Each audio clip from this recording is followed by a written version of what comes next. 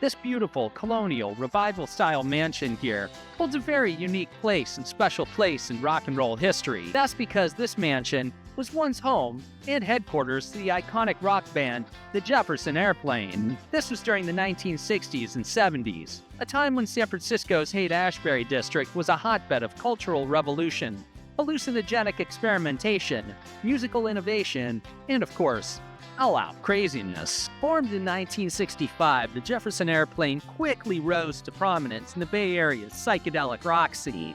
By 1968, the band had achieved significant success with their albums Surrealistic Pillow and After Bathing at Baxter's. And seeking a communal living space that could also serve as a creative hub, the band purchased the mansion here at 2400 Fulton Street for a mere $70,000 in 1968. And you best believe that every single band member's name was on that deed.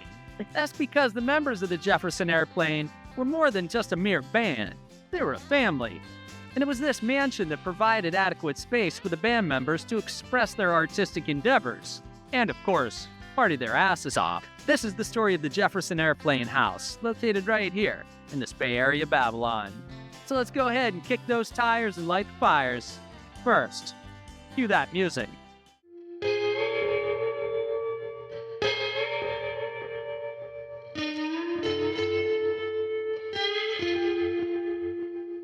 Built in 1904 by a lumber baron with an unwavering demand for the finest materials, this 3-story, 17-room mansion is a testament to luxury.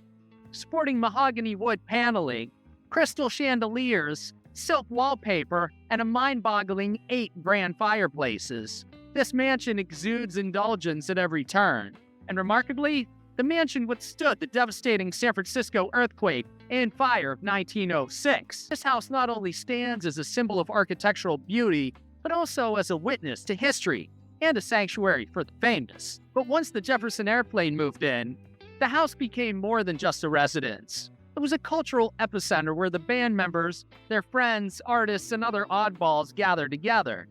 The airplane's communal lifestyle encouraged collaboration and creativity, leading to the production of some of the band's most innovative work. The mansion's rooms were often filled with the sounds of jam sessions, songwriting, and the general chaos of the countercultural movement. Celebrities, scholars, drug enthusiasts, and pretty much everybody living out there on the fringe all made their way through the front doors here at 2400. One unnamed character, a shadowy figure described by the airplane's lead singer, Grace Slick, as, quote, a carpenter, martial arts instructor, and drug dealer. Well, he slithered into the basement and made himself at home just as the band was moving in themselves. Now, apparently the mysterious roommate set up a collection of nitrous oxide tanks down in the belly of the beast, the basement, where the band got high, like really high. Now, the ringleader of this nitrous-filled circus was the road manager, John Shear, who would expertly manipulate a 6-spigot handle perched atop the nitrous oxide tanks. This innovative device allowed everybody to get high simultaneously, which proved to be the true communal everybody over the side plunge into the chemically induced madness. This house quickly turned into the heartbeat of the Haight District, a psychedelic sanctuary where hippies could go to have the lines between reality and delirium blurred. It was a place where every session was a trip to the edge of the known universe. At least inside your own mind, that is. Now, it would probably be easier to explain what didn't happen in this house.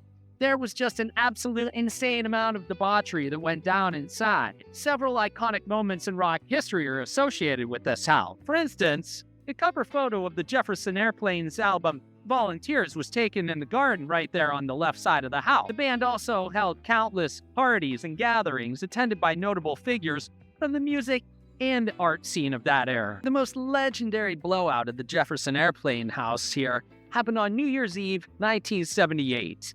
This was the night that the Grateful Dead bid farewell to the iconic Winterland Ballroom, playing one last time with the boys in the band before the building shut its doors for good. Rock journalist and critic Joel Selvin recalled in an interview with the San Francisco Gate, he stated, quote, the Blues Brothers opened up for the Dead, and afterwards, they all retreated here to the Airplane house with the biggest bag of blow I ever laid my eyes on. It was a time when the boundaries of sanity and celebration were pushed to their limits, and every night was a descent into the hallucinogenic, cocaine-fueled wonderland.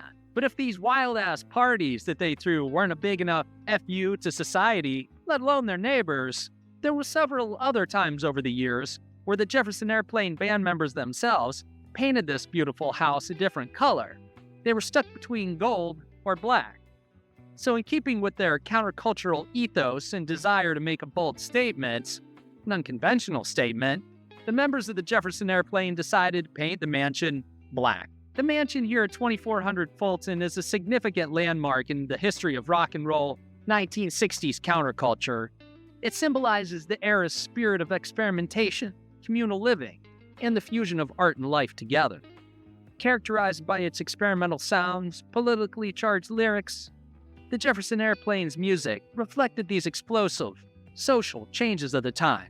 So it's safe to say that this house was a microcosm of the broader cultural revolution taking place here in the San Francisco Bay Area and beyond. After Jefferson Airplane disbanded back in the 1970s, the band members moved on and the house saw various occupants over the years. However, its legacy as the heart of the Jefferson Airplane's creative world still endures. Efforts to preserve this beautiful house as a historical landmark have been ongoing, recognizing its change and its importance not only to the history of rock, but also to the cultural heritage of San Francisco itself. And while the exterior of this mansion retains its cool colonial-style charm, the stories and the memories within its walls continue to resonate with those who appreciate the transformative power of music and the arts. The Jefferson Airplane house here at 2400 Fulton Street is more than just a building. It's a symbol of the transformative era in American culture. Its history is intertwined with its rise with one of rock's most influential bands in the broader countercultural movement that defined an entire generation.